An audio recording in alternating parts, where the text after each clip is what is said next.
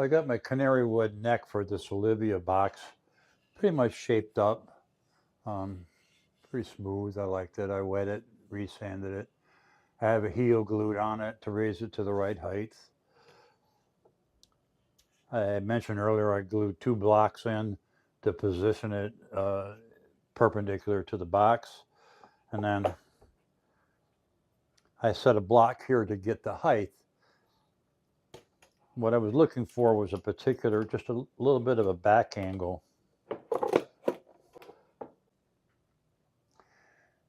I got the height of the neck set up with that heel block to raise it up. After I cut the hole, then I used the heel block to adjust the height. I needed to set a back angle on this because even though I can use different thicknesses of fretboards, this one's pretty thick, to raise it up some, it still needed a little bit of a back angle to raise the strings up high enough to clear the pickups. So that became a little bit of a challenge, was tapering this and then setting a block to get it so that once I had it all done, it was solid against the bottom so I could screw the top in. Once I established the amount of taper that I wanted in my neck to get the right back angle, I tried a variety of methods. Chicken Bone John has a way where he cuts slots in there with a handsaw and then chisels and files it out and everything. I thought that I could probably do it a little bit differently with my router.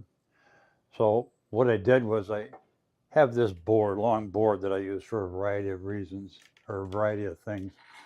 And I mounted my router on the underside with a surfacing bit. And then what I wanted to do was to run this over to smooth this out. But the challenge was to get the angle. So I needed to figure out a way to set the angle when I ran this over. I can't just really freehand it. I have to have a way to establish it solidly. What I finally came up with was to clamp a couple of my fretboards to the side of the neck, set the angle that I wanted, rest the fretboards against that board, and then clamp it at that angle.